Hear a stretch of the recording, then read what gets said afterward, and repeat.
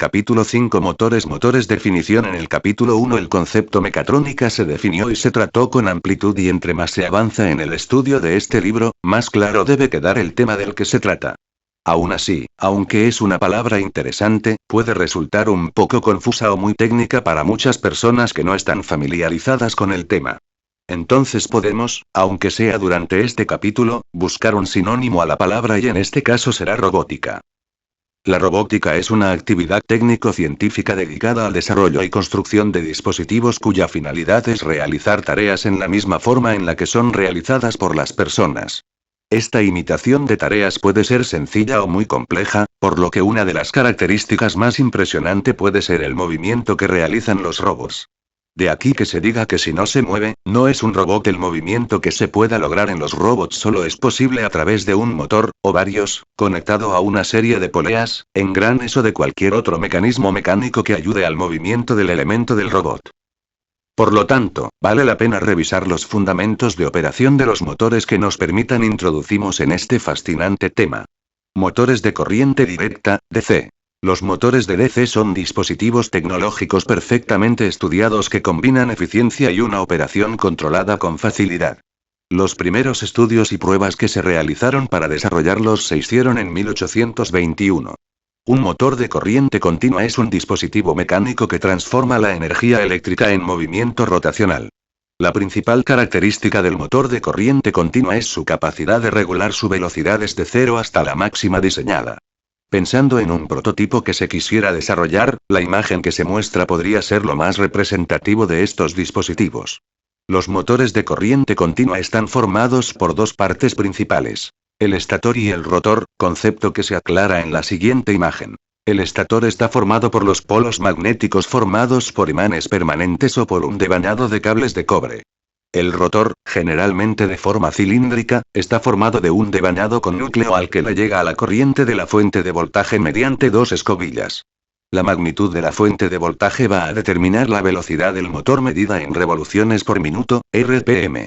Los motores de DC podrán variar el sentido del giro dependiendo del sentido del flujo de corriente que se les haga pasar, es decir, como son motores de corriente continua, la fuente de voltaje que los alimenta determinará el sentido, siempre y cuando la fuente de voltaje esté en el rango de operación del motor de DC.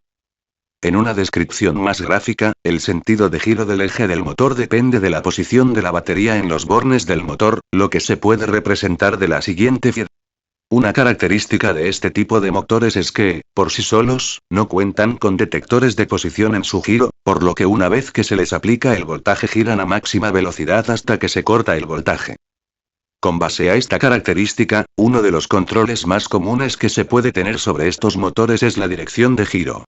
La configuración de un circuito llamado puente H es una forma adecuada para este control, el cual puede ser armado con transistores o adquirido en forma comercial como un circuito integrado. La lógica de operación de este tipo de circuitos es que los transistores trabajan en las regiones de corte y saturación de los transistores, por lo que el sentido de giro del motor obedece a las reglas de la siguiente tabla. Para armar con éxito este tipo de circuito, es necesario conocer las características de demanda de potencia del motor, de lo contrario podría quemar los transistores o no funcionar.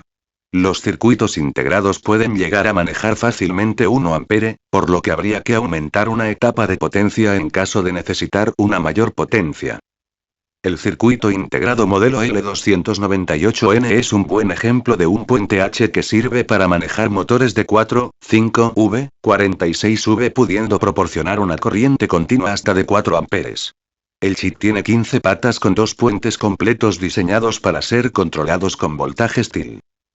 La distribución de pines según la hoja de datos del fabricante es otra forma de obtener el control sobre la dirección de giro del eje del motor de DC. Es usar relevadores que simulen la inversión de voltaje en los bornes del motor. El kit K415 ofrece esta posibilidad. Motores de pasos. Los motores de pasos son dispositivos mecánicos que ofrecen un gran control y precisión en su movimiento rotacional, pues como su nombre lo indica, se pueden mover en pequeños pasos, en pequeños incrementos que se controlan con pulsos de voltaje. Estos pasos en su giro pueden variar desde nonagésimo hasta pequeños movimientos de 1/8. Para lograr giros de nonagésimo se requieren 4 pasos para dar una vuelta completa. Para lograr giros de 1,8 se requieren 200 pasos para lograr una vuelta completa. Estos motores están formados por diferentes bobinas que, al ser energizadas en una secuencia determinada, van a generar los giros en el eje del motor. Uno de los dos tipos de motores de paso es el bipolar. La forma de identificarlo es que solamente tiene 4 cables de alimentación. Cada bobina se puede pensar como un motor de DC, por lo que estos motores de pasos pueden ser manejados con un circuito de puente H por cada bobina.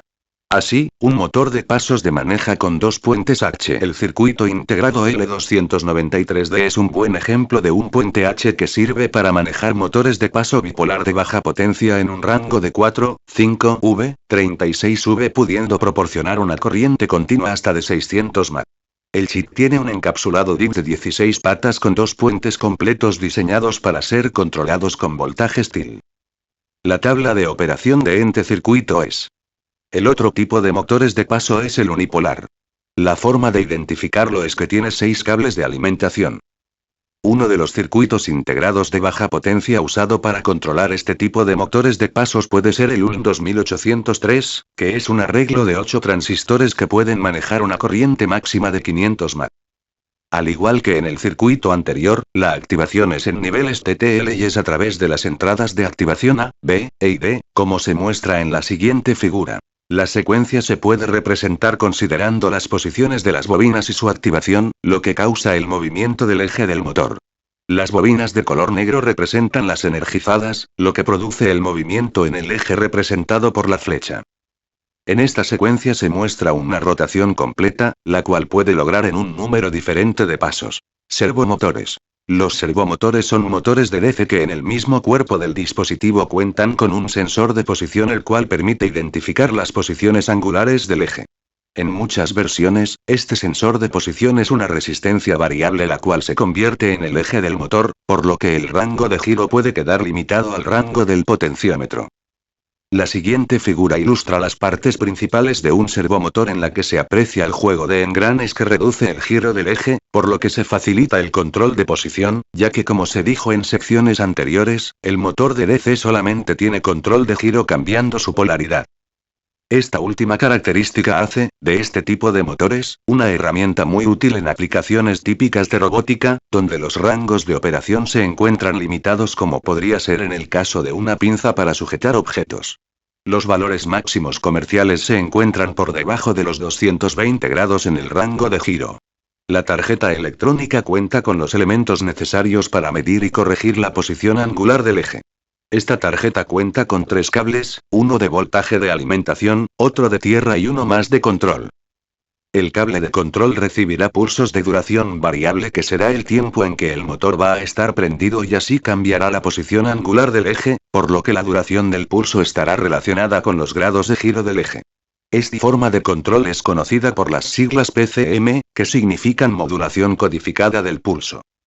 Los valores comerciales tienen un giro de 180 grados asociado a un pulso de duración de 2,5 milisegundos, de donde se deduce que un pulso de 0,5 milisegundos daría un giro de 0 grados y uno de 1,5 milisegundos daría un giro de 90 grados.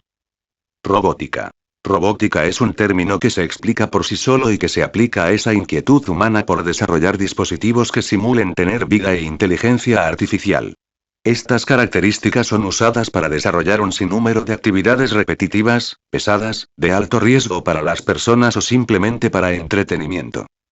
Invariablemente, estas tareas se realizan a través del control de los movimientos realizados por los motores del robot o por cualquier otro tipo de actuadores, como podrían ser los hidráulicos. La industria de la manufactura ha sido un buen campo de desarrollo de la robótica donde se ven grandes beneficios en el control de la automatización de los procesos de fabricación de productos aumentando, principalmente, la productividad de las industrias.